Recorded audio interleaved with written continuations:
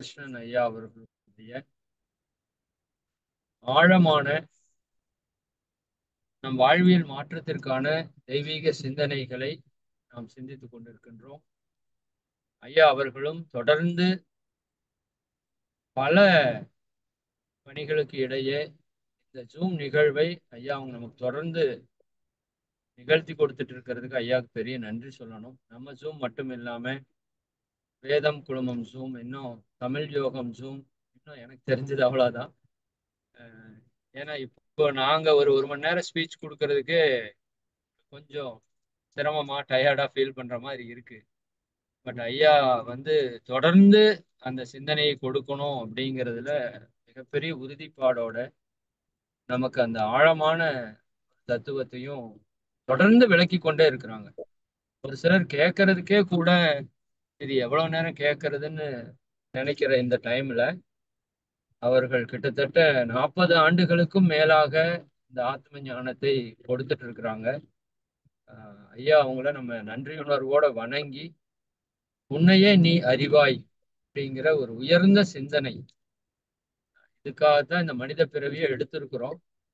அந்த ஒரு சிந்தனை ஐயா அவங்க சொல்ற விதம் பாணி பார்த்தீங்கன்னா அந்த முழுமைக்கு நம்மை அழைத்து செல்லக்கூடிய ஒரு சிந்தனையாக அவருடைய சிந்தனையே ஒரு தவம் போல அமைகிறது நம்ம பார்க்கிறோம். அந்த விதத்துல ஐயா அவங்கள வணங்கி இந்த தெய்வீக சிந்தனையை மிக சிறப்பாக நிகழ்த்தி கொடுக்குமாறு அன்போடு கேட்டுக்கொள்கின்றோம். வாழ்க வளமுடன், வாழ்க வளமுடன் ஐயா. வாழ்க வளமுடன்.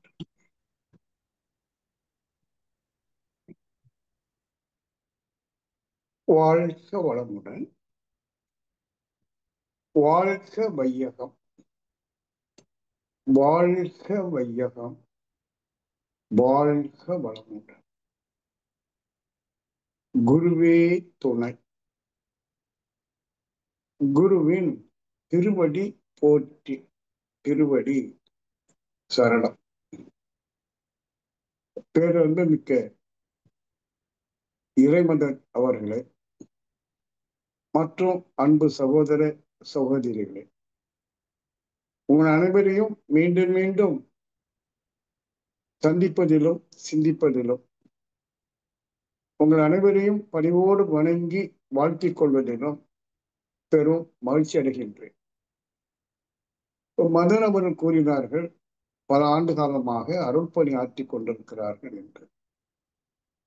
அது மகரிஷி அவர்கள் நமக்கு கொடுத்த ஒரு பெரிய வாய்ப்பும் அருளாசியும். இது ஒரு பெரிய பாக்கியமாக நான் இதை கருதுகிறேன். அருட்தத்திடமிருந்து பெற்ற தெளிவான அறிவை அதை கொண்டு வாழும்போது வாழ்க்கை எந்த அளவுக்கு அமைதியா மகிழ்ச்சியா அமையுது. ஒரு சிரமம் இல்லை, பிரச்சனை இல்லை. பிரச்சனை இருந்தாலும் அது பிரச்சனை இல்லைங்கிற அளவுக்கு மேம்பாடு அடைஞ்சிருக்கும் ஒரு சிறு உண்மையை புரிந்து கொள்வதன் மூலமாக. ஆனா அந்த சமுதாயத்துல அந்த சிறு உண்மை பேருண்மை, ஆனா ஒரே உண்மை, அது அறியாத காரணத்தினால மனித குலம் உலகம் முழுவதும் அல்லல்பட்டு இருக்கு. இந்த காலகட்டத்துல பாத்தீங்கன்னாக்கா எல்லா துறையிலும் மனித குலம் முழுமையாக முன்னேறி.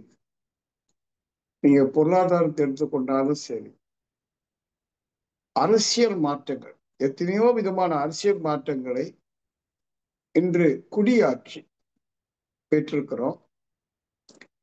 அது மாதிரி பொழுதுபோக்கு அம்சங்கள்ல விஞ்ஞானத்தின் காரணமாக பலவிதமான பொழுதுபோக்கு அம்சங்களும், மிக மிக சௌரியமா வாழ்ந்திருக்க வேண்டிய மின்சாதனங்களும் இன்னும் அந்த அளவுக்கு விஞ்ஞானம் வளர்ந்திருக்கு. பலவிதமான மதங்களை கண்டிருக்கிறோம். மதம் என்று சொன்னா வாழ்க்கையின் வழிகாட்டிதான் மதம் என்று சொல்லப்படுது. அப்ப எல்லா துறையிலும் பொருளாதாரம், அரசியல், கதை இலக்கியம், விஞ்ஞானம், மதம், எல்லாவற்றிலும் மனிதன் ஒரு உன்னத நிலை அடைந்திருக்கிறான். ஆனால் எந்த மனிதனும் ஒரு நிலைத்த அமைதியோ நீடித்த மகிழ்ச்சியோ பெற்றான் இல்லை. அப்ப என்ன புரிஞ்சுக்கிறோம்? இந்த ஐந்தும் மனிதனுக்கு ஒரு நிறைவை, திருப்தியை கொடுக்கல. இன்னும் சொன்னா முழுமையான பாதுகாப்பு கொடுக்கல. ஒரு சௌகரியங்கள் நிறைய கொடுத்திருக்கு விஞ்ஞானம். வாழ்க்கை வசதி பொருட்கள் என்று சொல்றோம். சௌகரியமா வாழ முடியும். ஒரு மெட்டீரியல் கம்ஃபர்ட் என்று சொல்றோம். ஆனா அந்த சௌகரியம் மனுஷனுக்கு மகிழ்ச்சியை கொடுத்ததா, ஒரு நிறைவை, திருப்தியை கொடுத்ததா அப்படின்னு பாக்குற போது இல்லை என்பது பொதுவான பதில். அப்ப என்ன விட்டு போச்சு? அதாவது சுவாமி விவேகானந்தர் சிகாகோ சென்ற போது அங்கு இந்திய நாட்டினுடைய இந்து மத பிரதிநிதியாக பேச சென்றிருந்தார். அவருடைய அறிவுபூர்வமான பேச்சில சிக்குண்ட அந்த மேலநாட்டவர்கள் அவர்களை அங்கேயே இருக்கும்படி அன்போடு பணித்தார்கள். அவரும் நீண்ட காலம் அங்கிருந்து அருட்பணி செய்து கொண்டிருந்தார்கள். அப்ப அந்த அமெரிக்க வாழ் மக்கள் அவர்களை கேட்ட கேள்வி, ஐயா, நாங்க இன்னைக்கு ஒரு சொபாசிகேட்டட் லைஃப் என்று சொல்லுவாங்க, மிக மிக ஆடம்பரமான நாகரிகமான வாழ்க்கையை வாழ்ந்து பார்த்துட்டோம். இனி மேற்கொண்டு அப்படி வாழ்வதற்கு ஒண்ணும் இல்லை. ஆனா ஒரு நிறைவு வரல. So what is next? What is next? அப்ப எதுதான் நமக்கு அதை தர முடியும்னு கேட்டார். அப்போ சிம்பிளா சொன்னாரு, nothing but spirituality. Nothing but spirituality. அடுத்தது ஆன்மீகம்தான். அந்த ஆன்மீகம்தான் மனதிற்கு நிறைவை தரும் என்றெல்லாம் விளக்கலாம். அப்ப ஆன்மீகம்னா என்ன ஒரு கேள்வி அவங்களுக்கு. ஏன்னா மதங்கள் தலை துவங்கி இருக்கு. அதுவும் அமெரிக்காவில் கிறிஸ்டியானிட்டி முழு வீச்சில் போயிட்டு இருக்கு எல்லா நாட்டிலையும். அப்போ நாங்க வைத்திருக்கிற ஆன்மீகமும் எங்களுக்கு நிறைவை தரலையேன்னு சொன்னாங்க. அப்போ சொன்னார், அது ஆன்மீகமே அல்ல. நீங்கள் வணங்கும் கடவுளிடெல்லாம் கடவுள் அல்ல, கடவுள் அதற்கும் மேலானவர் என்று சுருக்கமா சொன்னார். இதெல்லாம் ஏன் உங்ககிட்ட சொல்றேன்னா, இப்ப நம்ம மாதிரி சாமானிய மக்களிடமும் எல்லா சௌகரியமும் இருக்கு. இன்னைக்கு எல்லாருக்கும் வீட்லயும் எல்லா விதமான மின்சாதனங்கள் இருக்கு, வேக வாகன வசதிகள் இருக்கு, தொலைக்காட்சி இருக்கு, தொலைபேசி இருக்கு. ஆனா அமைதியும் நிறைவும் இல்லவே இல்லை. அது சில பல காரணங்களை சொல்றேன். அப்ப அங்குதான் மெஞ்ஞானிகள் சொன்ன ஒரு கருத்து, நீ என்னதான் பொருள் அளவுல பெற்றிருந்தாலும், உயர்ந்த பதவி வைத்தாலும், அதிகாரம் மிக்க ஒரு நிலையில் வாழ்ந்தாலும் கூட உனக்கு அது கிடைக்காதுப்பா.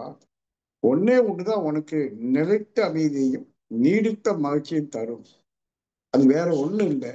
அது உனக்கு நீதான். நீதான் என்ன அர்த்தம்? எது உண்மையில் நானாக வெளிப்பட்டிருக்கோ, நீயாக வெளிப்பட்டிருக்கோ, அந்த மெய்ப்பொருள் தான்.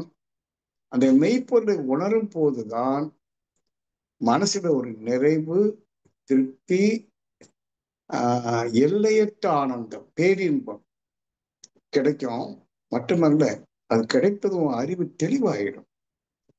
வெளியில மகிழ்ச்சிக்காக, அமைதிக்காக தேடி பெறுவதற்கு ஒன்றும் இல்லை.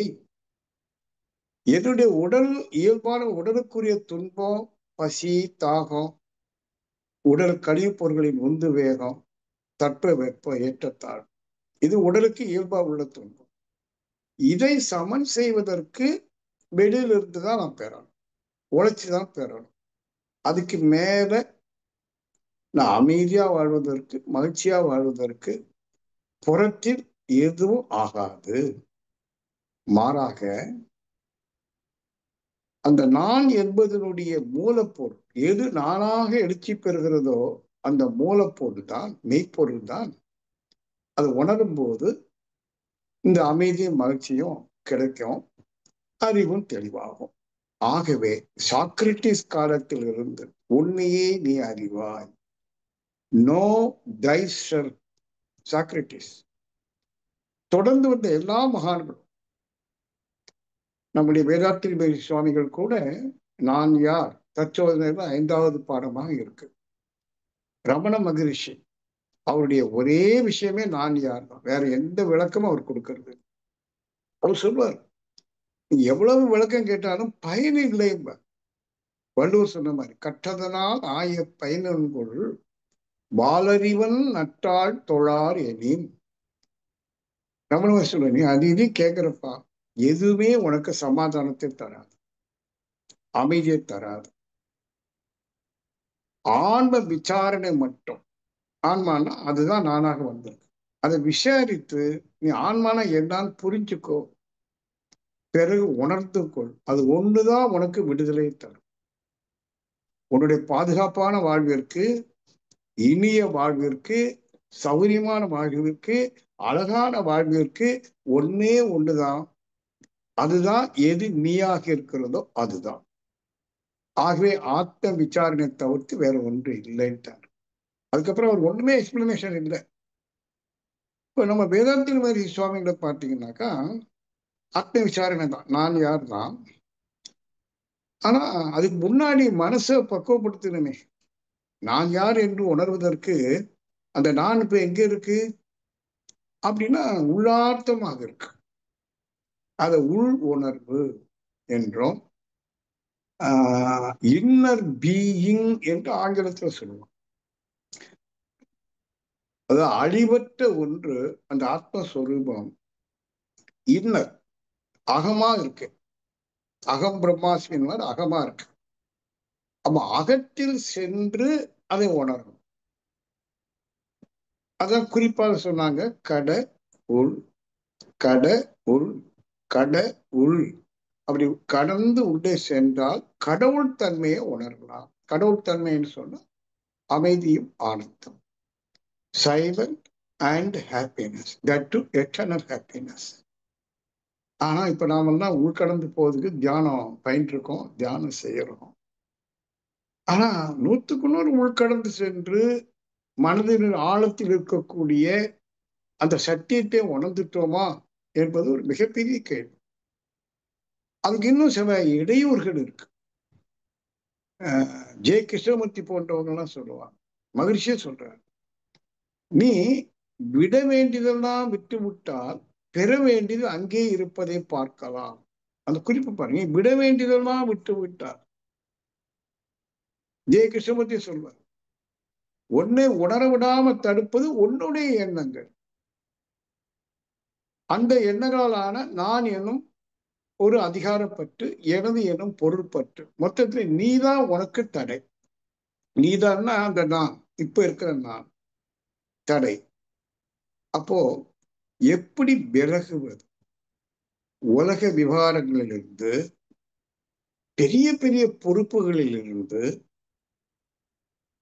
கற்பனையான கடமைகளில் இருந்து, நிபந்தனைகளில் இருந்து பாருங்க, எந்த அளவுக்கு விடுபடுறோமோ அந்த அளவுக்கு அதை நெருங்க முடியும். அதுதான் வள்ளுவர் சொல்வதாக நான் அடிக்கடி ஒரு குரல் உங்களுக்கு மேலோட்டு காட்டுவேன். யாதனின் யாதனின் நீங்கியான் நோதல் அதனின் அதனின் இளன். என்ன சொல்றாரு? யாதனின் யாதனின், எதுவாக இருந்தாலும் சரி, எதுவாக இருந்தாலும் சரி, கோடிப்பணம் கிடைக்கதா இருந்தாலும் சரி, சமுதாயத்தில் ஒரு மிகப்பெரிய பதவி, அதிகாரம் மிக்க பதவி கிடைச்சாலும் சரி, அது எதுவா இருந்தாலும் சரி, அதை விட்டு நீங்கியான். நீங்கியான வேலைக்கு போகாம இருப்பதில்லை. அது ஏதோ நான் செய்யறேன், அது எனது என்கிற ஒரு பற்றோடு ஈடுபட்டு பாருங்க. அந்த பற்றில் இருந்து, அது எந்த விஷயத்தோட பற்றா இருந்தாலும், பொருட்பற்றா இருந்தாலும், அதிகாரப்பற்றா இருந்தாலும் சரி, யாதனின் யாதனின் நீங்கியான் நோதல் அதனின் அதனின் இள. ஏன்னா அது இருக்கிற வரைக்கும் அது சார்ந்த எண்ணங்களின் வீச்சு அதிகமா இருக்கும். பற்று இருக்கிற வரைக்கும், அதை விட முடியாத வரைக்கும் அதனுடைய வீச்சு தவம் செய்யும் போது தடுக்கும். மன அளவுல எல்லாவற்றையும் விட்டு விட்டு, எதுவும் எனதல்ல. இப்ப நான் சில பொறுப்பு எடுத்திருக்கிறேன், நான் எடுத்திருக்கிறேன், மதன் எடுத்திருக்கிறேன். அப்படி மிகப்பெரிய பொறுப்பு செய்யறோம்.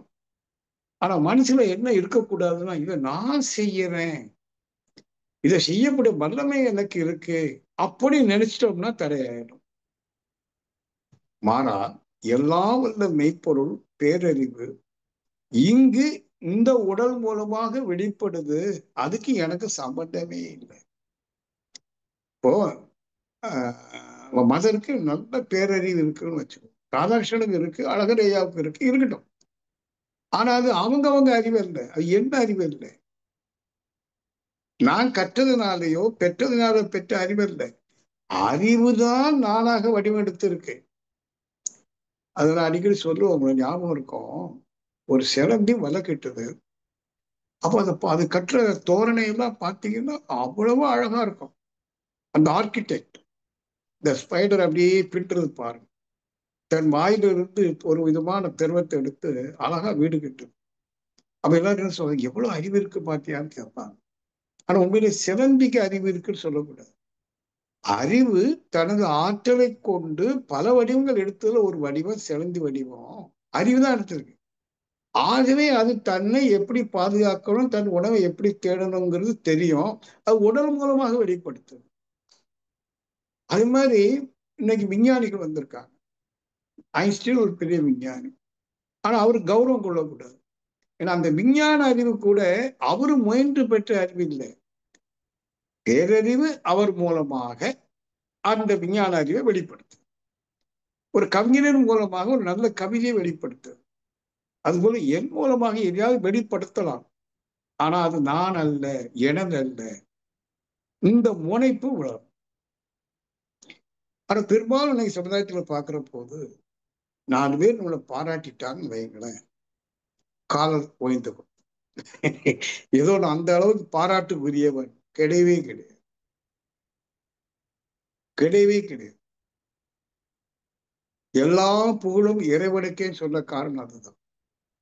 தோற்றமும் சரி, இயக்கமும் சரி, அந்த இயக்கத்தினால் வரக்கூடிய விளைவுகளும் சரி, எந்த ஒன்றுக்கும் இந்த நான் என்று சொல்வதற்கும் சம்பந்தமே இல்லை. உலக தோற்றம் மட்டும் இல்லை, இந்த உடல் தோற்றம், இந்த உடல்ல இயங்குற இயக்கம், அந்த இயக்கத்தினால் வரக்கூடிய விளைவு, எதுவும் எனக்கு சம்பந்தம் இல்லை. இந்த உடல் இயக்கத்திலேயே எனக்கு சம்பந்தம் இல்லை, நான் செய்யலை. அது போல இயற்கையில எந்த தோற்றமா இருந்தாலும் சரி, நாம யாருமே செய்யலை. நம்ம யாருக்குமே we have no right to claim. உரிமை பாராட்டுவதற்கு அதிகாரம் கொடுக்கப்படல, அதிகாரம் செய்வதற்கு உரிமை கொடுக்கப்படல. I am nothing in front of this universe. இந்த சரண்டர் மனசுக்குள்ள வரும். எந்த அளவுக்கு சரண்டர் வருதோ அந்த அளவுக்கு அந்த இறை அறிவு உள் புகுந்து இன்னும் வேலை செய்யும். அப்ப அதுல இப்போ நமக்கு நம்முடைய சிந்தனை மூலமா என்ன கண்டுபிடிச்சிருக்கோம், நம் வெளியில எவ்வளவு பொருள் செல்வம் பெற்றாலும், கல்வி செல்வம், மக்கள் செல்வம், எல்லா புகழ், பாராட்டு, அதிகாரம் எவ்வளவு பெற்றாலும் நீங்க மனசுல வைத்துக் கொள்ளணும், எந்த ஒன்றும் உங்களுக்கு மன நிறைவை தராது. நல்ல புரிஞ்சு, மன நிறைவை தராது. நான் பேசுறது கேக்குதா? யாரோ ஒருத்தர் கேட்கலன்னு ஒரு அம்மா கேக்குதா? ஏன் தெளிவா கேக்குதுங்கய்யா. கேக்குது. ஓகே, ஒருத்தர் கேட்கலன்னு போட்டாரு. ஓகே, எதுவும் ஆட்சியை தர, மாறாக எது உண்மையில் நீயோ அது தான். அப்போ ஆன்மீகத்தில் ஈடுபட்டிருக்கக்கூடிய கேள்வி என்னவாக இருக்கணும், எதை ஒட்டி சிந்தனை இருக்கணும்னு சொன்னா, எது நான், எது இறைவன் என்பது அல்ல, எவ்வாறு உலகம் தோன்றிட்டு என்பது கூட அல்ல, எது நான். ஆகவேதான் அவர் நம்ம ரமண மகர்ஷி அந்த ஒண்ணுக்குதான் முக்கியத்துவம் கொடுக்கும், எது நான். நாம அறியணும். அப்படி அறிய முயலும் போது முதல்ல அறிய வேண்டியது, இப்போது நான் நான் என்று கருதுகிறேனே அது எதை அடிப்படையாக கொண்டு அப்படின்னு ஒரு கேள்வி எழுப்பிக்கணும். இப்போ பொதுவா பார்த்தா முதல்ல இந்த உடலை அடிப்படையாக கொண்டு நான் இருக்கிறேன், இதுதான் நான் என்று கருதுகிறோம்.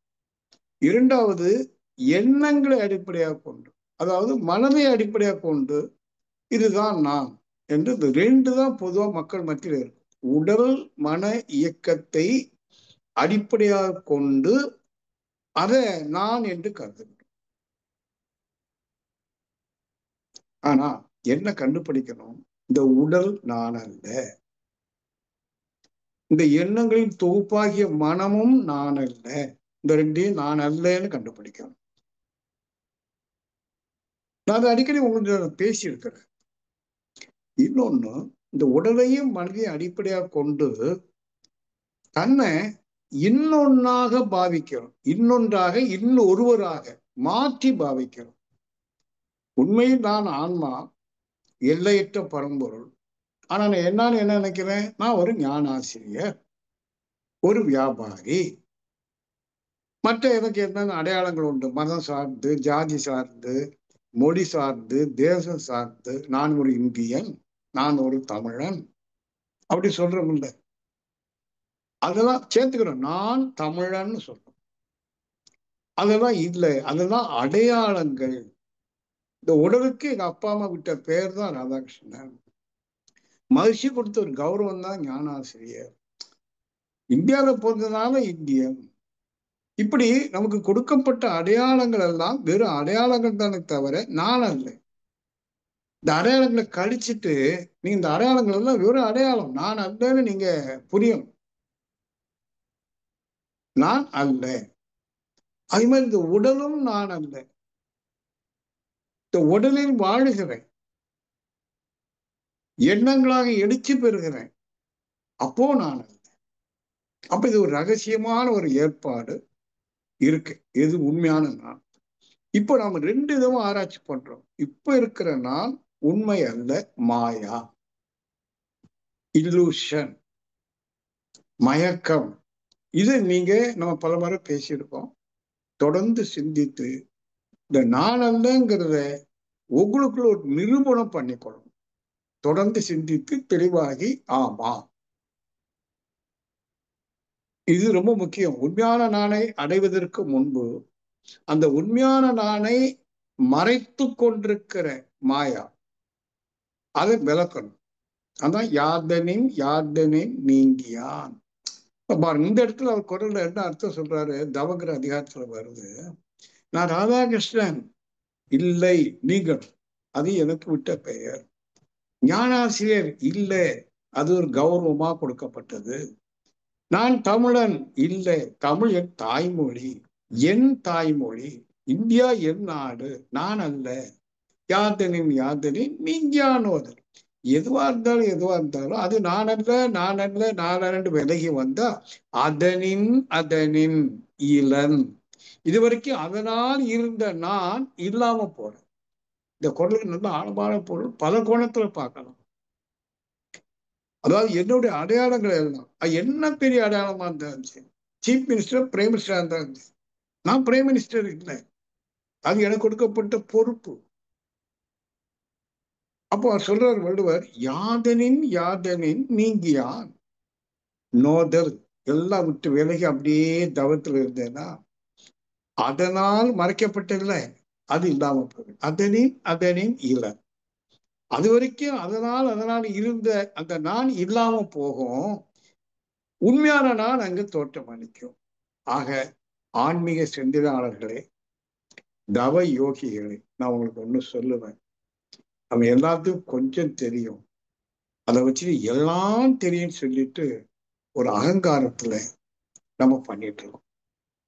இப்போ என்னுடைய இத்தனை ஆண்டு கால தொடர் பயிற்சியின் மூலமா, மகிழ்ச்சி கொடுத்த சிந்தனை மூலமா, ரமணர் கொடுத்தது, இயேசு மகான் கொடுத்தது, கிருஷ்ணன் குருஷேத்திரர் கொடுத்தது, இதெல்லாம் அலசியும் ஆய்ந்தும் என் வாழ்க்கை ஓட்டத்தில் எனக்கு இப்போ 76 வயசுக்கு மேல ஆச்சு. 1984 மகிழ்ச்சியை சந்திச்ச நாள்ல இருந்து இன்று வரைக்கும், இப்போ ரொம்ப அண்மை காலத்துல, ரொம்ப அண்மை காலத்துல, ஒரு 5 வருஷத்துக்குள்ள அதெல்லாம் சிந்திச்சு பார்த்து நான் பெற்ற உண்மை, நீங்க பெரிய முயற்சி எதுக்கும் எடுக்க, அதை சாதிக்கணும் இதை சாதிக்கணுங்கிறதெல்லாம் ஒரு மாய. நீ எதை சாதிச்சாலும் நமக்கு உண்மையிலே தேவையான அமைதியும் மகிழ்ச்சியும் கிடைக்காது.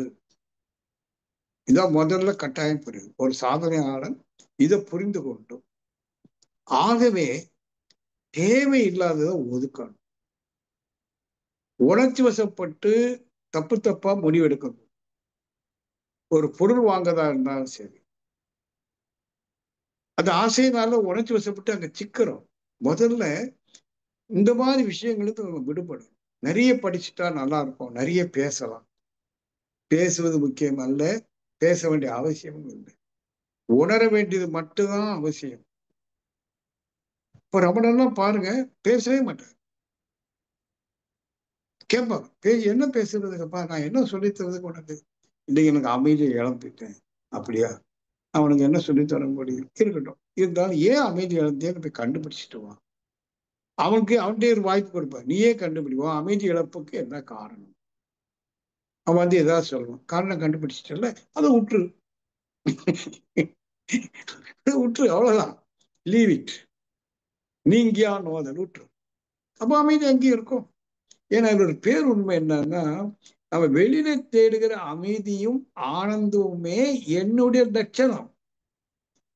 அதான் என்னுடைய சுயம். நம்ம சுயத்தை இழந்துட்டோம்னு சொல்றோம். சுயத்தை இழக்கல, இன்னும் இருக்கு.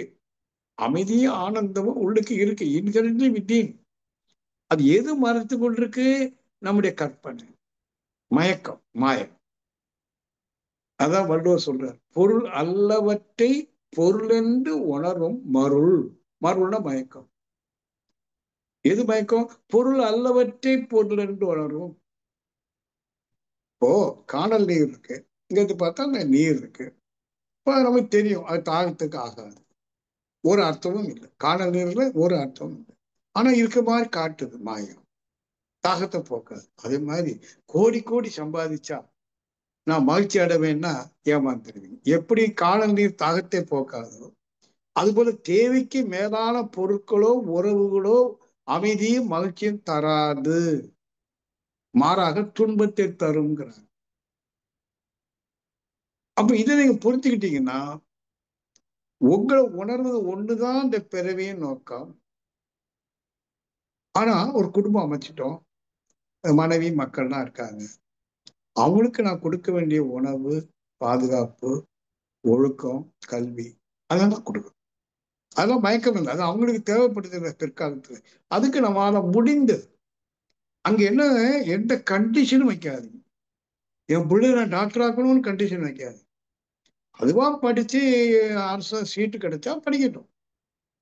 அப்போ உங்க கடமையினுடைய இந்த கடமைக்கு மேல கூட ஒரு கற்பனை இருக்கு. அது என் கடமை, என் கடமைப்பா, அது ஒரு பெருமை. ஒரு கடமையே மிக குறைந்தபட்ச கடமையை நீங்க நல்லா நிறைவேற்றிட்டு, எந்த அவசியத்திற்காக இந்த உடலை எடுத்து இந்த பூவுலகுக்கு நான்மா வந்திருக்கோ அதை நிறைவேற்ற வேண்டியதுதான் முதல் பொறுப்பு, கடமை. அது என்னன்னா தன்னை உணர்வது. ஆகவேதான் உன்னையே அறிவாய், உன்னையே அறிவாய். அந்த உன்னையே நீ அறிவான்னு சொல்லும் போது வேற எதையும் அறிய வேண்டிய அவசியம் இல்லைன்னு சொல்லப்படாத வசனம் அங்க பின்னாடி வருதுப்பா. சாக்ரட்டிஸ் உன்னையே, இந்த ஏன் வந்து அழுத்தமா கொடுக்குற, உன்னையே நீ அறிவாய். அப்ப அவர் என்ன சொல்லலைங்க, அர்த்தம் என்ன? வேற எதையும் அறிய வேண்டிய அவசியம் இல்லை. இதுதான் ஜே கிருஷ்ணமூர்த்தி அவருடைய தத்துவத்துல பாத்தீங்கன்னா ஃப்ரீடம் ஃப்ரம் ஆல் த நோயிங்ஸ் சொல்லுவார். அறிந்தது நின்றும் விடுதலை. ஏன்னா நிறைய அறிய அது குப்பையாக மாறும். நிறைய படிச்சவங்க பாருங்க, படிச்சதை வச்சுட்டு ஏதாவது பேசிக்கிட்டே இருப்பாங்க. ஏன்னா அவங்களுக்கு இலக்கியம் நிறைய படிச்சிருப்பாங்க. இலக்கியத்தை எடுத்து காட்டி அதை பற்றி 1 மணி நேரம் பேசுவாங்க, கருத்தை விட்டுருவோம். இந்த வேத விற்பனர்களை பாருங்க, நிறைய வேத விற்பனர் இருக்காங்க, காவி உடை கொடுத்திருப்பாங்க. அவங்க வந்து இந்த அத்வைத தத்துவத்தை சொல்ல வருவாங்க. ஒரே ஒரு விஷயம்தான். 1.5 மணி நேரம் எதை பேசுவாங்கன்னா, இதுதான் கீதையில கிருஷ்ணன் அப்படி சொன்னான், அப்புறம் பாதால் இப்படி சொன்னார், உபனிஷத்துல இந்த அதிகாரத்துல இத்தனை ஸ்லோகத்துல இப்படி சொல்லப்பட்டிருக்கு. ஏன்னா அவர் அதெல்லாம் படிச்சிருக்காரா, எல்லாம் வாமிட் பண்ணுவார். கேட்கிறவங்களுக்கு இவர் என்ன சொல்ல வந்தாருன்னே தெரியாது. ஆனா பேசாம கேட்டு போவாங்க. ஆனா வேதத்தின் முயற்சி அப்படி அல்ல. எங்களுக்கு அந்த காலத்துல சொல்லியிருக்காரு, ரொம்ப காலத்துக்கு முன்னாடி, 40 வருஷத்துக்கு முன்னாடி, நீங்க நாளைக்கு ஆசிரியர் பணி ஆற்ற போகும்போது, எடுத்துக்காட்டுக்கு பேசுற போது இந்த ராமாயணம் மகாபாரதம் எடுத்து சொல்லாதீங்க. மாறாக எடுத்துக்காட்டு வேண்டும் என்றால் திருக்குறளை எடுத்துக்காட்டுங்க. ஏன்னா 1.5 வரி ரத்தன சுருக்கமா இருக்கு, விளக்கமா நிறைய இருக்கு. அதை எடுத்து காட்டுங்க. என்னுடைய பாடல் எடுத்து காட்டுங்க. தேவையில்லாத சித்தர்கள் பாடல்லாம் அதிகமா எடுத்து காட்டாதீங்க. அங்கெல்லாம் சிலையடைகள்லாம் இருக்கும். இப்ப மறைமுகமா அவர் என்ன சொல்றாரு, நீங்களும் நிறைய படிக்கணும்னு அவசியம் இல்லை. உலகத்துல வாழ்றதுக்கு கொஞ்சம் பொருள் ஈட்டுவதற்கு படிக்கணும். நான் ஏதோ படிச்சு அறிவை பெருக்கிட்டேன்னு சொல்றதுல அர்த்தம் இல்லைன்னா. ஏன்னா அது வள்ளுவர் 2வது கவியில சொல்றாரு, கற்றதனால் ஆய பயன் என் கொல். சொல்லு, படிச்சதுனால உனக்கு என்ன பிரயோஜனம்?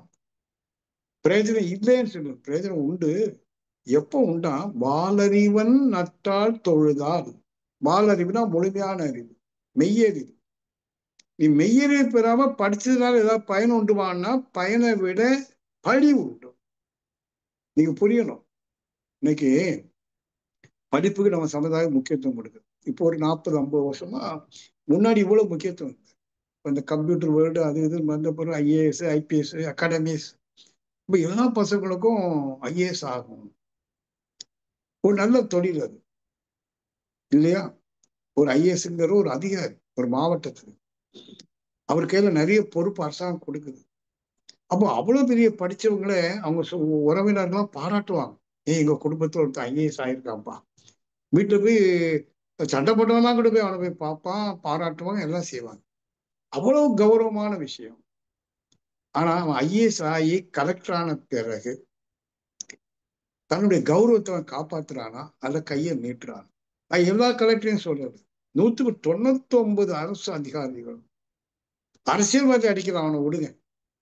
ஏன்னா அரசியல்வாதி படிக்காதவன் போக்கிரியெல்லாம் கூட அரசியல்வாதி ஆயிடுறாங்க. தடியன்கள்னு சொல்லுவாரு மனுஷ. தடியனுங்க பாரு. ஆனா ஐஏஎஸ் அப்பா, எவ்வளவு உயர்ந்த படிப்பு, அது எவ்வளவு கஷ்டப்படணும், எவ்வளவு அறிவு. ஆனா நீங்க உண்மையான கலெக்டரா இல்லையே. நீயும் பணத்துக்கு அடிமையாயிட்டாத அந்த கல்வியில அதை பயன்படுத்தி செய்யற பயன் இல்லைங்க. கற்றதனால் ஆய பயனன்கோல். அது எப்போ பயனா? அந்த கலெக்டர் மட்டும் சின்ன வயசுல இருந்தே தியானம் கத்து ஆத்ம ஞானம் பெற்றிருந்தா உள்ளுடன் சொல்லும், எனக்கு இறைவன் ஒரு நல்ல பொறுப்பு கொடுத்திருக்கான், அதிகாரம் கொடுத்திருக்கான், இதை வச்சு என் சமூகத்தை நான் எல்லா வகையிலும் மேன்மைப்படுத்துவேன். எனக்கு ஒரு சாதா வீடு இருந்தா போதும், எனக்கு ஒண்ணு வேண்டியது. Is a true citizen, true collector, be a true collector, be a true doctor.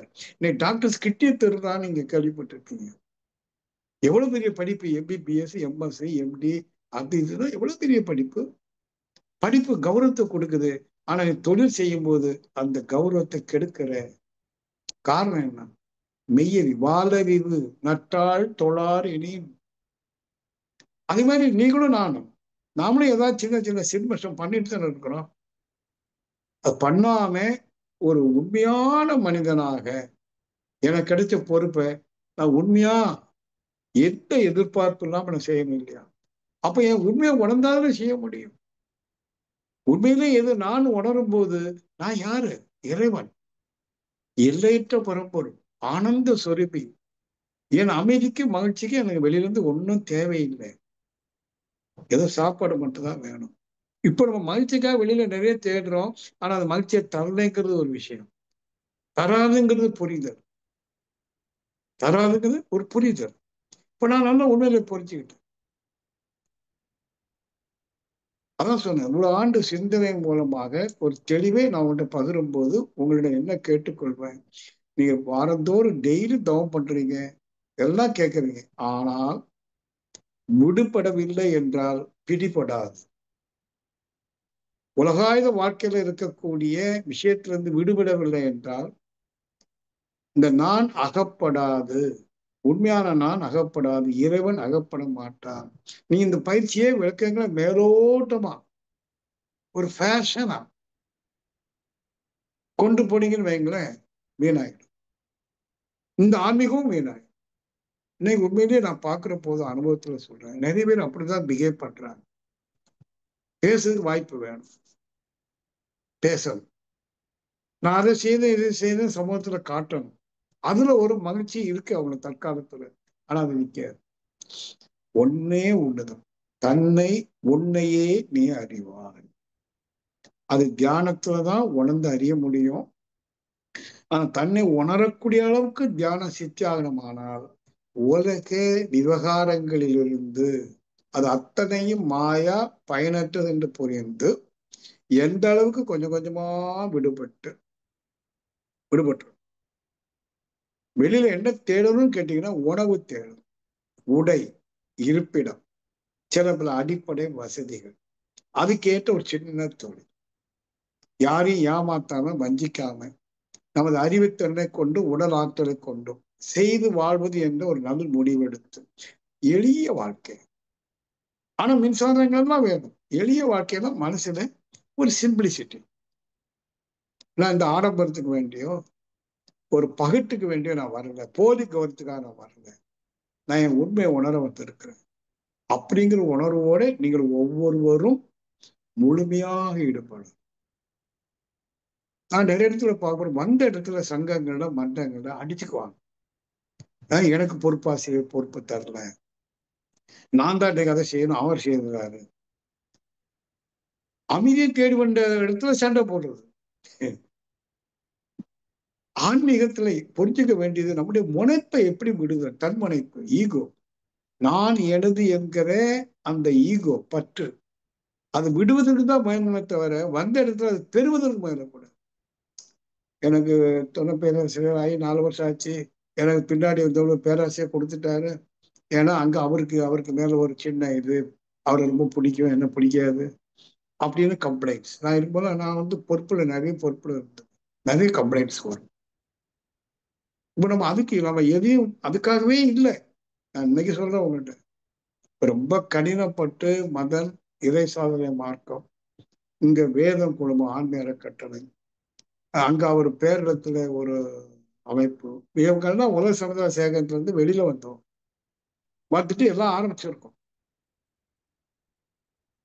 ஆனா ஒரு ஆர்கனைஸ் பண்ணணும்.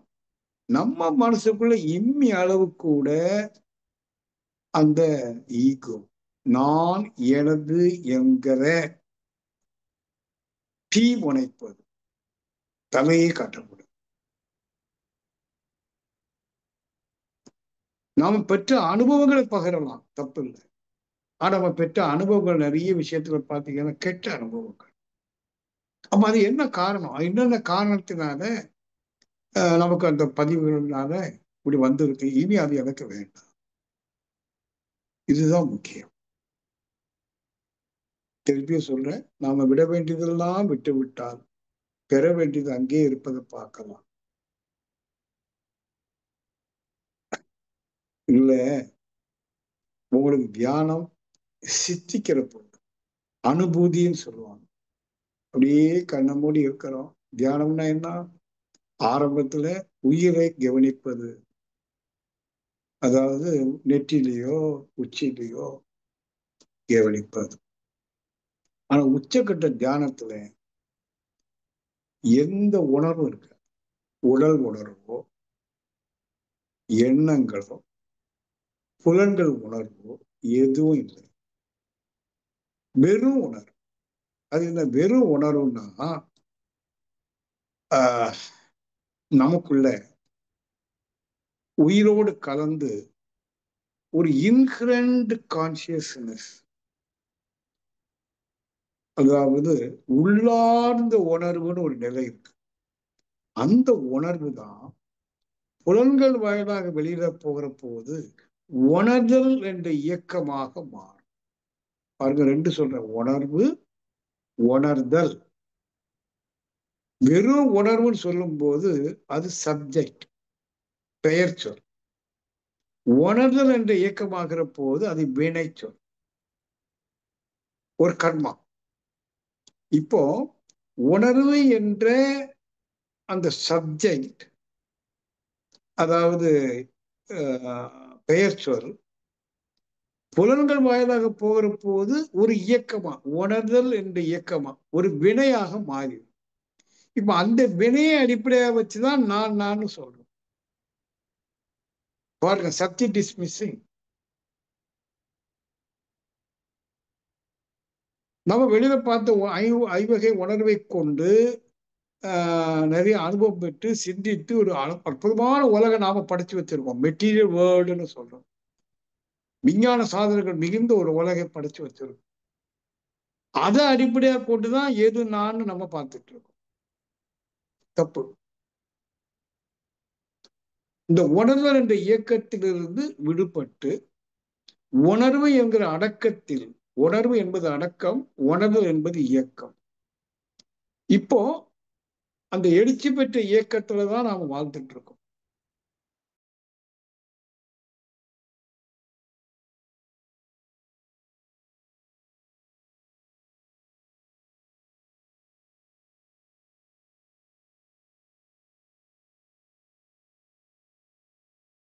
இருக்காது, பொருள் தன்மை இருக்காது,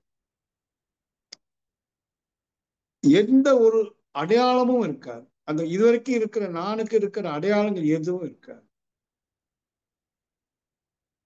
சொல்ல போனா உணர்வு மட்டும். அந்த உணர்வு என்னவாக இருக்கு சார் அப்படின்னு கேட்டீங்கன்னா, அது எதுவாகவும் இல்லாமல் இருக்கு. பாருங்க, அந்த இன்ஹரண்ட் கான்சியஸ்னஸ், உள்ளார்ந்த உணர்வு, அந்த சப்ஜெக்ட் பினாமினா எதுவாகவும் இல்லாமல், அதாவது ராதாகிருஷ்ணனாகவும் இல்லாமல், ஞானாசிரியராகவும் இல்லாமல், வியாபாரியாகவும் இல்லாமல், இந்தியன் என்றும் இல்லாமல், எதுவாகவும் இல்லாமல், ஆனால் இருக்கிற உணர்வு, இருக்கிற உணர்வு, சீட் ஆஃப் கான்சியஸ்னஸ் அல்லது இருப்பு நிலை உணர்வு, அதான் மெய் உணர்வு. அதை உணர்ந்துட்டே இருக்க நீங்க அந்த இடத்த வந்துட்டீங்க,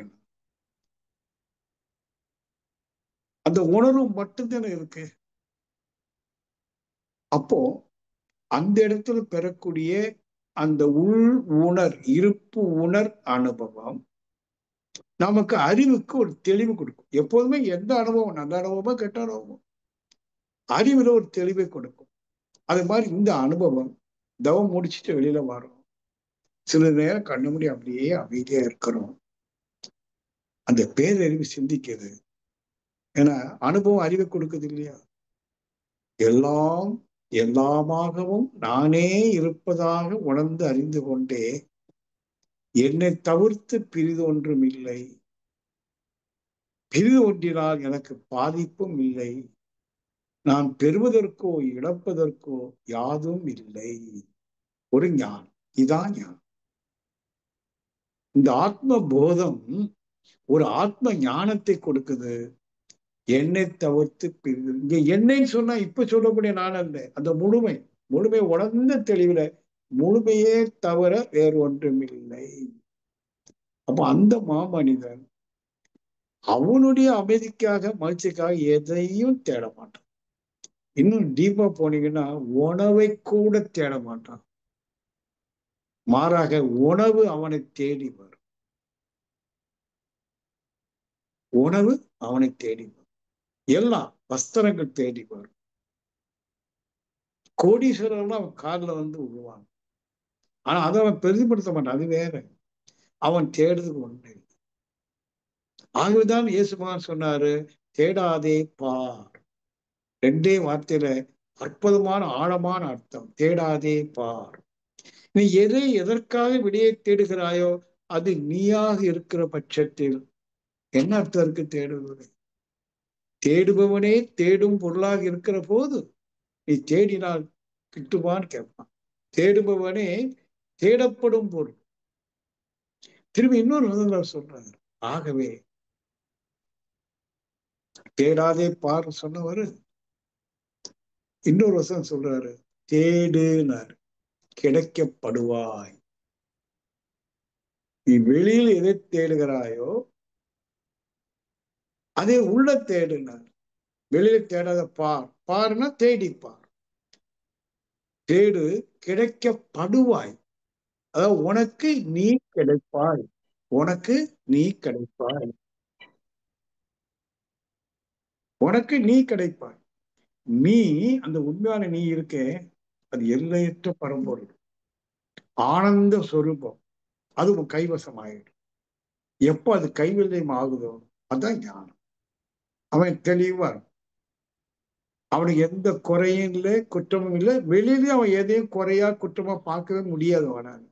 அவன் பார்க்கறதெல்லாம் இன்பமயம் முழுமையா இருக்கு. அவன் சொல்லுவான், முழுமையிலிருந்து சிறுமைகள் எவ்வாறு வெளிப்பட முடியும், உண்மையிலிருந்து மாயை எப்படி வெளிப்பட முடியும்?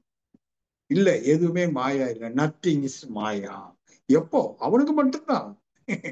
நம்ம மாதிரி சாதாரண ஆட்களுக்கு இல்லை, அந்த ஞானிக்கு மட்டும் nothing is maya, nothing is wrong, nothing is wrong, nothing is mind, nothing is in my hand, nothing nothing nothing. He attained state of nothingness.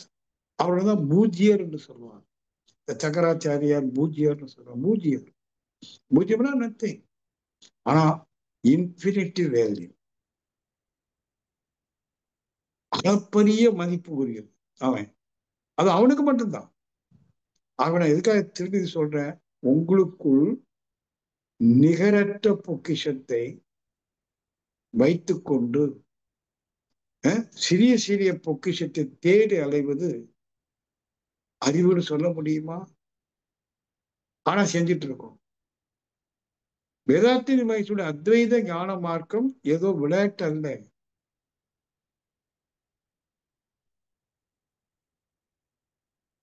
மகரிஷி இந்த உண்மைகளை நீங்கள் புரிந்து ஏற்றுக்கொள்ள வேண்டும் என்பதற்காகத்தான் விஞ்ஞானத்தின் அடிப்படையில குறிப்பா இந்த காந்த தத்துவம், காந்தம் தன்னிலையில் மாறும்போது ஐவகை உணர்வா மாறுவது. அப்ப உண்மையிலேயே நீ 5 புலன் மூலமா எதையும் பார்க்கவோ கேட்கவோ செய்யல, மாறாக நீயே பார்க்கப்படும் பொருளாகவும் கேட்கக்கூடிய சப்தமாகவும் மாறிக்கொண்டிருக்கிறாய். அது ஒரு பெரிய வேதாந்த கருத்து. நாம சொல்றோம் நான் பார்த்தேன், உண்மையில நாம பார்க்கல. எதை பார்த்து நினைக்கிறோமோ அதுவாக மாறுகிறோம். Self conversional state. இந்த செல்ஃப் இருக்க சுயம் அது தண்ணீர மாறுது. ஒரு மலையை பார்த்தா மலையா மாறிடும். நம்ம மலையை பார்க்கல, மலையா மாறும். இரவு வானத்துல கோடிக்கணக்கான நட்சத்திரம் பார்க்கிறோம் சொல்றோம், பார்க்கல, அதுவாக மாறுகிறோம். பிரபஞ்சமாகவே மாறுகிறோம். Within no moment. That is the beauty. Within no moment. இதுதான் கிருஷ்ண வாயத்திலிருந்து காட்டுறாங்க இல்லையா? அண்ட சராசரி வாய்ப்புல தெரியுது. அந்த உபநிஷத்து என்ன சொல்லுது? உன்னிலிருந்து பிரபஞ்சம் தோன்றுகிறது. அந்த உபநிஷத்து உண்மைன்னு சொன்னா அது நீங்க உணர்வா வரணும். எனக்குள்ள இருந்துதான் பிரபஞ்சம் வெளிப்படுது. நான் யாருன்னா, this self is greater than this greatest universe. This self is greater than this greatest universe. பிரபஞ்சம் மிகப்பெரியது, அதை விட இது பெரியது. ஏன்னா இது வெளி சுத்த வெளி இல்லை, நானா இருக்கு. சுத்த வெளிக்குள்ள பிரபஞ்சம் அடக்கம் தானே. அதான் கிருஷ்ண பரமாத்மா காட்டுற மாதிரி புராணத்துல காட்டுவாங்க, விஸ்வரூபம் தான் காட்டுவாங்க. அப்ப இதெல்லாம் கதைக்கல, நாம அதை சாதிக்கணும். நீங்க ஒரு நல்ல யோகியாக இருந்தால் முழு ஈடுபாடோடு விருப்பத்தோடு வைராக்கியத்தோடு விவேக புத்தியோடு இருப்பீர்கள். ஆனால் நீங்கள் ஒரு நாள் உங்களுடைய விஸ்வரூபத்தை தரிசிக்கணும். நீங்க உணரணும், நான் இப்ப கிரேட்டர் தேன் திஸ் கிரேட்டஸ்ட். முடியும். அதுக்கு ஏற்ற வகையில நீங்க ஒருவேளை உங்களுக்கு லாஜிக்கா சில கொஸ்டின்ஸ் வருமானா அதுக்கு ஆன்சர் கொடுக்கணுங்கிறதுக்காகத்தான் மகரிஷி அந்த காந்த தத்துவ அலை இயக்க தத்துவ கொடுத்துருக்காங்க. ஆனா அதை புரியறதுக்கு உங்களுக்கு பொறுமை இருக்கணும். மனசுல ஒரு சின்ன சமாதானம் இருந்தால் தான் புரிய முடியும். சரிங்களா? இந்த அளவுக்கு மிக ஒன்னே அறிவாங்கிறதுல 4 நாளைக்கு முன்னாடி கூட எங்க ஒரு இடத்துல பேச சொன்னேன். கண்ணை அறிவது கடினமே இல்லை. ஏன்னா தட் இஸ் அதான் நான் ஒன்னு அறிவுதான் எனக்கு கஷ்டம். உன் கேரக்டர் என்ன, குவாலிட்டி என்ன, உன் பிஹேவியர் எப்படி இருக்குன்னு நான் ரொம்ப கவனமாக அறிஞ்சாதான் அறிய முடியும். ஆனா என்ன அறிவு கேட்டது, நான் தான் அது சிம்பிள். ஆனா ஏன் கடினம்? அதை அறிய விடாம தடுக்கக்கூடிய நம்மளுடைய மயக்கம், மாயம். என்ன மாயா? இந்த உலகத்துல இருந்து மகிழ்ச்சி கிடைக்கும் நினைக்க பாருங்க, கிடைக்காதுன்னு நீங்க நிதர்சனமா புரிந்து கொள்ளும். சரிங்களா? வாழ்க வளமுடன். நிறைவு செய்யறேன். ஏதாவது 1-2 கேள்வி இருக்கு.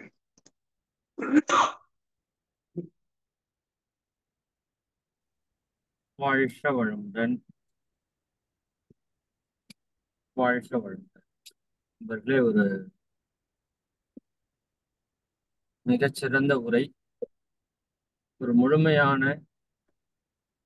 ஒரு தெளிவான உரை.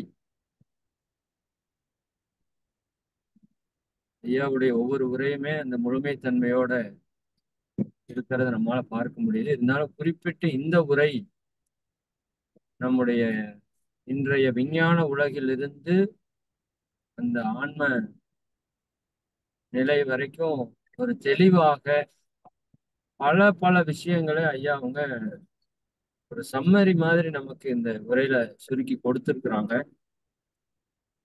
அதை நாம் உணர்வதற்கு அதற்கான செயலில் ஈடுபடுவதுதான் இப்ப தேவையாக இருக்கிறது. அது ஒன்றும் பெரிது அல்ல. அதே போல அந்த பாதையிலே செல்லும் போது நாம் எங்கேயும் சிக்கிவிடக் கூடாது என்பதை எல்லாம் மிக தெளிவாக நமக்கு சொன்னாங்க.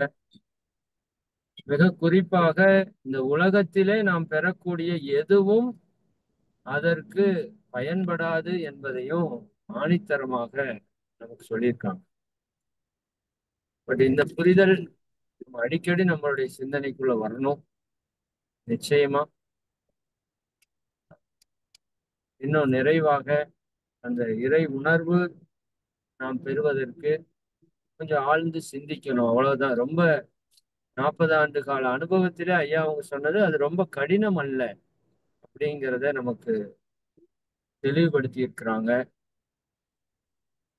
அதற்காக நம் மனச்சமாதானத்தோடு சிறிது ஆழ்ந்து பயணிப்போமானால் நிச்சயமாக அனைவரும் அதை பெற முடியும். பட் அதுக்கு விட வேண்டியதை விட வேண்டும் அப்படிங்கிறத தெளிவா சொன்னாங்க. அது ரொம்ப ரொம்ப ஒரு ஆழமான ஒரு சிந்தனை. இதை அடிக்கடி நாம் நிச்சயமாக இந்த குழுவுல பயணிக்கிற அன்பர்கள் உன்னையே நீ அறிவாய் அப்படிங்கிற சிந்தனை டாபிக் ஐயாவோட நாளைக்கு இந்த டாபிக் வந்து அப்லோட் ஆகும். நம்ம அடிக்கடி அடிக்கடி சில சிந்தனைகளை திரும்ப திரும்ப கேட்க வேண்டும். அப்பதான் நம்ம அதற்குள்ள பயணிக்கிறதுக்கான வாய்ப்பு இருக்கும் அப்படின்னு சொல்லி இன்னைக்கு ஒரு அற்புதமான சிந்தனையை வழங்கிய ஐயா அவங்கள நம்ம எல்லாரும் வாழ்த்த கடமைப்பட்டிருக்கிறோம். எல்லாரும் துரிய நிலைக்கு வந்துடலாம்.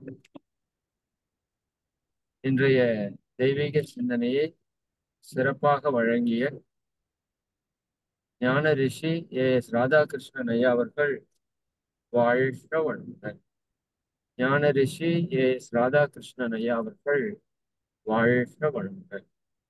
ஞான ரிஷி AS ராதாகிருஷ்ணன் ஐயா அவர்களும் அவருடைய அன்பு குடும்ப உறுப்பினர்கள் அனைவரும் அருட்பேராற்றல் கருணையினால் உடல் நலம், நீலாயுள், நிறை செல்வம், உயர் புகழ், மெய்ஞானம் ஓங்கி வாழ்க வளமுடன், வாழ்க வளமுடன், வாழ்க வாழ்க வளமுடன். என்பதில் ஒரே ஒரு அறிவிப்பு மட்டும். நம்முடைய மாணவர்கள் பயிற்சிக்கு இன்னொரு 10 15 மாணவர்கள் வரைக்கும் இணையறதுக்கு வாய்ப்பு இருக்கு. நண்பர்கள் அதை நிச்சயமாக நீங்க பயன்படுத்தி கொள்ளுமாறு அன்போடு கேட்டுக்கொள்கின்றோம். இது கிடைத்ததை ஒரு வாய்ப்பாக தான் நீங்க கருதணும். அந்த அளவுக்கு ஒரு சிறப்பான ஆசிரியர்கள் நமக்கு நிறைய பேர் வர்றாங்க. அதை பயன்படுத்திக்கோங்க. அதே போல வருகின்ற மே மாதம் 6ஆம் தேதி நம்முடைய அழகர் ராமானுஜம் ஐயா அவர்களுடைய புத்தக வெளியீட்டு விழா, அவருடைய பிறந்தநாள் விழாவோடு இணைந்து சென்னையில நடக்க இருக்கிறது. அதற்கு வரக்கூடிய அன்பர்களும் நீங்க பெயர் பதிவு செய்வதற்காக ஒரு கூகுள் ஃபார்ம் அனுப்பிச்சிருக்கிறோம். தயவு செய்து அன்பர்கள் அதுல பூர்த்தி செய்யுமாறு அன்போடு கேட்டுக்கொள்கிறோம். இந்த ஒரு விஷயத்தை நீங்க மனதில் வைத்துக் கொண்டு செயல்படலாம். மிக்க மகிழ்ச்சி. இப்போ ஐயா உங்ககிட்ட ஏதாவது கேள்விகள் இருந்தால் நீங்க கேட்டு தெளிவு பெறலாம். இன்று பேசிய சிந்தனையாக இருந்தாலும் சரி, அல்லது உங்க வாழ்வியல் இருக்கிற வேறு எந்த ஐயப்பாடுகளையும் ஐயா உங்ககிட்ட நீங்க கேட்டு தெளிவு பெறுமாறு அன்போடு கேட்டுக்கொண்டு அம்மா நீங்க அடுத்தது அப்படியே தொடரலாமா? நன்றிங்க ஐயா. வாழ்க வளமுடன். கேள்வி கேட்கிற அன்பர்கள் ஹேண்ட் ரைஸ் பண்ணலாங்கம்மா. வாழ்க வளமுடன். செவ்வேல் ஐயா வாழ்க வளமுடன். வாழ்க வளமுடன் அம்மா. வாழ்க வளமுடன் ஐயா. ரொம்ப சிறப்பாக இருந்தது ஐயா. ஒரே ஒரு அந்த திருக்குறள் சொன்னீங்க, யாதனின் யாதனின் நீங்கியா நோதல் அதனின் அதனின் இலன்னு சொன்னீங்க. அதுக்கு கொஞ்சம் மீனிங் சொல்லுங்க ஐயா. அதான் வேற ஒண்ணும் இல்லைங்க ஐயா. ரொம்ப சிறப்பா இருந்தது ஐயா. ரொம்ப எதுலையுமே எல்லாமே எளிமையா வாழணும்னு சொன்னீங்க. ரொம்ப மன மகிழ்ச்சியா இருக்கு ஐயா. நம்ம எல்லாம் பொருளை தேடி போயிருந்ததை விட இருக்கிறத வச்சுக்கிட்டு எவ்வளவு வேண்டுமோ அதை வச்சுக்கிட்டு மகிழ்ச்சியா வாழ சொன்னீங்க. அதுவே உங்ககிட்ட நீயே தெய்வமா தான் இருக்கன்னு சொல்லி நீங்க அதை நினைச்சு பார்க்கக்குள்ள இருக்கிறேன்னு சொன்னீங்க. இந்த குரலுக்கு மட்டும் கொஞ்சம் எனக்கு விளக்கம் சொல்லுங்க ஐயா. மிக்க மகிழ்ச்சி ஐயா. சிறப்பாக இருந்தது ஐயா. பொருளுக்கு நான் 2 வித விளக்கம் கொடுத்துட்டேனே இன்னைக்கு ஸ்பீச்லயே. நீங்க நான் ராதாகிருஷ்ணன் இல்லைன்னு சொன்னீங்க, நான் ஒரு வியாபாரி இல்லைன்னு சொன்னீங்க. அப்புறம் அது அப்புறம் அதாவது எதுவுமே யாதனின் யாதனின் சொன்னா எதை வைத்து நீங்க உங்களை அறியுறீங்க? உங்க பேரு, தொழில், முகவரி, ஜாதி, மதம், தேசம், மொழி, இதெல்லாம் வச்சு இது நான் சொல்றீங்க இல்லையா? அதை விட்டுட்டு அதெல்லாம் நான் அல்ல. யாதனின் யாதனின் எதனால் நீ ஆக்கப்பட்டிருக்கிறாயோ அது நான் அல்ல என்ற புரிதல். அதை விட்டு நீங்கி அது நான் அல்ல என்று நீங்கி தவத்துல உட்கார். அப்படி உட்கார்ந்தா அதனின் இவன் அது அந்த எதெல்லாம் நானே நினைச்சீங்களோ அதுதானே உங்க தவத்துக்கு உங்களை உள்ள கொண்டு மறைச்சது. அது இல்லாம கரெக்ட் கரெக்டுங்க ஐயா. ரொம்ப சிறப்புங்க ஐயா. நானும் அந்த சுத்தவெளி தன்மையை இப்ப இருக்கிறன்னா அதுக்கு நிறைய அடையாளங்கள் இருக்கு. பேர் இருக்கு, தொழில் இருக்கு, முகவரி இருக்கு, தேசம் எல்லாம் இருக்கு. ஆனா இதெல்லாம் நான் புரிஞ்சு யாதனின் எதுவாக இருந்தாலும் ஒரு கலெக்டர் அது அவருடைய ஜாப், அது என் பொறுப்பு. அது நான் கலெக்டர் அல்லேன்னு அவன் புரியணும். நான் கலெக்டர் தொழில் செய்கிறேன், ஆனா நான் கலெக்டர் அல்ல. ஆனா அவருடைய மனசுல என்ன பதியுது? பற்று, நான் கலெக்டர். அந்த அதிகாரப்பட்டு கூடும் அவன் நெஞ்ச நிமித்து கலெக்டராகவே வருவான். அவனை கண்ட எல்லாரும் ஒதுங்கணும். அது அவன் விரும்புறான். ஏன்னா அந்த அதிகார பற்று. அவன் என்ன புரியும்? நான் கலெக்டர் அல்ல, கலெக்டராக வேலை செய்யறேன். நான் டாக்டர் அல்ல, டாக்டராக வேலை செய்யறேன். நான் ஒரு வேலைக்காரன் தான். அப்போ எதனால் நீ அடையாளம் காட்டப்படுகின்றாயோ அது நானல்ல என்று விலகி தவத்தில் இருக்கும்போது அதனால் ஏற்பட்ட மறைவு நீங்கி அதனின் இளன், அதனால மறைக்கப்பட்ட அந்த உண்மையை மறைக்கப்பட்டிருக்குல்ல, அதெல்லாம் இல்லாம போய் அங்கு உண்மையான நான் மட்டும் இருக்கும். உண்மையான நான் மட்டும்.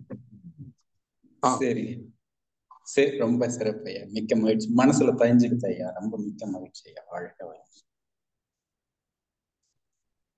நன்றி ஐயா. வாழ்க வளமுடன்.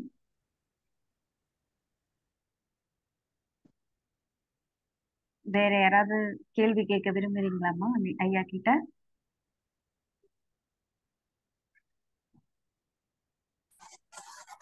அம்மா நிறைவு செய்திருங்கம்மா. அம்மா வாழ்க வளமுடன். இறை பூங்கொடி அம்மா. வாழ்க வளமுடன் ஐயா. வாழ்க வளமுடன் ஐயா. நமக்கு இப்ப பிறவி தொடர் தான் இது. பிறவி பயனை அடையணும், நம்ம இந்த பிறவிலேயே முக்தி அந்த மாதிரி நினைக்கிறோம் ஐயா. ஆனா நமக்கு குழந்தைங்க இருந்தா அவங்கதான் நம்மளோட மறுபிறவி அப்படிங்கிற மாதிரி சொல்றாங்க. இப்ப நம்ம ஆத்மா இதோட முடிச்சுட்டு போகணும் அந்த மாதிரி சொல்றாங்க. ஆனா நம்மளோட குழந்தைங்க தான் நம்மளோட மறுபிறவிங்கிற மாதிரி சொல்றாங்களே, அது புரியலங்க ஐயா. அது மறுபிறவி இருந்தாலும் கூட உங்க ஆத்மா சாந்தி ஆயிக்கும். அப்படிங்களாங்க? ஆமா. அதே நேரத்துல நீங்க நல்ல டீப்பா போக உங்க குழந்தைகிட்ட இருக்க கர்மாவும் மாறும். ஓகேங்க ஓகேங்க. அவங்களுக்கு கொடுத்து நீங்க வினைப்பதிவு கொடுத்தீங்க இல்லையா, அதுலயும் மாற்றங்கள் வரும். ஓகேங்க. ஆமா.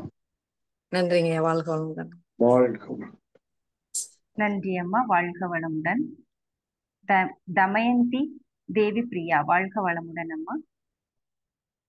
வணக்கம் ஐயா. வாழ்க வளமுடன் அனைவருக்கும் ஐயா. நான் இந்த தவத்துல இப்பதாயா முதல் அடி எடுத்து வைக்கிறேன்.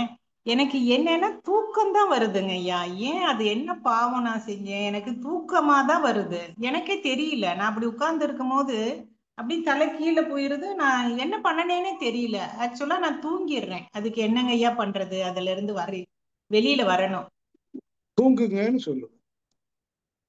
உங்களுக்கு இரவு தூக்கம் பத்தலை, உடலுக்கு அசதி இருக்கு, சோர்வு இருக்கு, அவை கொஞ்சம் தியானத்துக்கு போயிடும் போது அந்த தூக்கத்துக்கு போறீங்க. அது நல்ல விஷயம். தூங்குங்கன்னு சொல்றேன். நல்லா தூங்கிடுங்க, தப்பே இல்லை.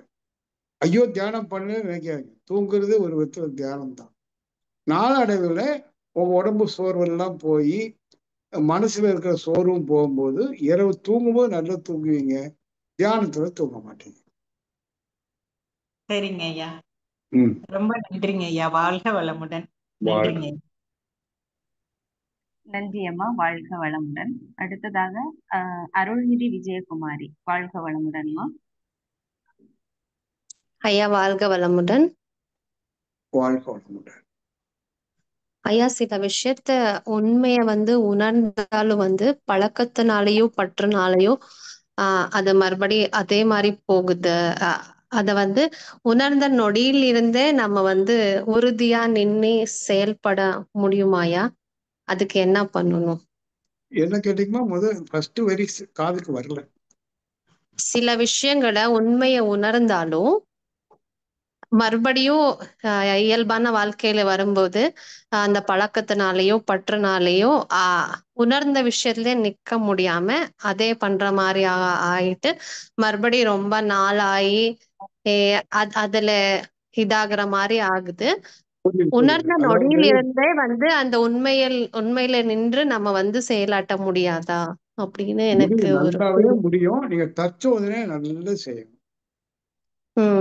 தற்சோதனை பண்ணி பண்ணி ஆசையை சீரமைத்து சிரத்துக்கு என்ன காரண காரியம் கண்டுபிடிச்சு அந்த தற்சோதனை ஆழமா போனீங்கன்னா போக போகத்தான் நீங்க உண்மை உணர்ந்த உண்மை நிலைக்கும். இல்லைன்னா கைவிட்டு போகும்.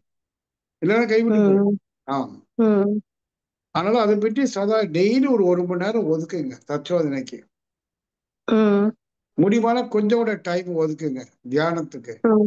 இந்த மாதிரி விஷயத்த சிந்திக்கிறதுக்கெல்லாம் கொஞ்சம் டைம் ஒதுக்குனீங்கன்னா நிறைய விஷயம் புரிஞ்சுக்கணும்.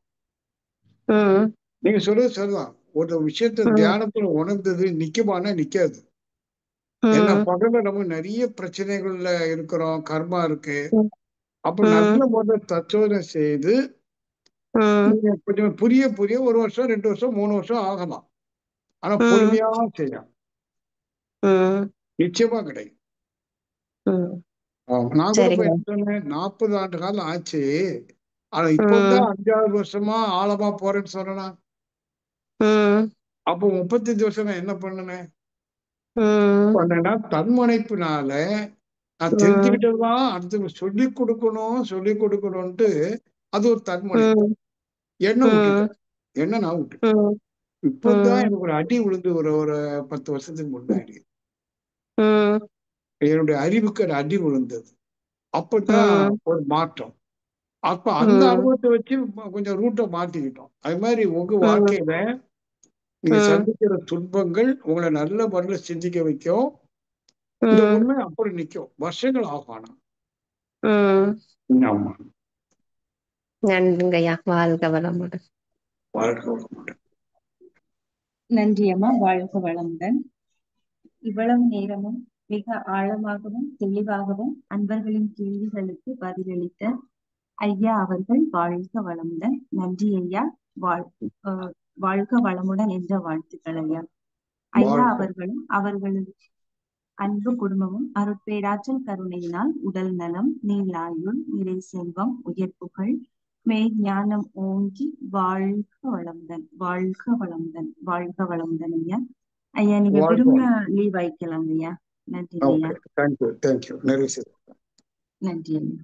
சில முக்கிய அறிவிப்புகள். அடுத்த நிகழ்வாக இரவு 8:30 மணிக்கு இறை ஆசிரியர் இறை மதனையா அவர்களின் தற்சோதனை நிகழ்வு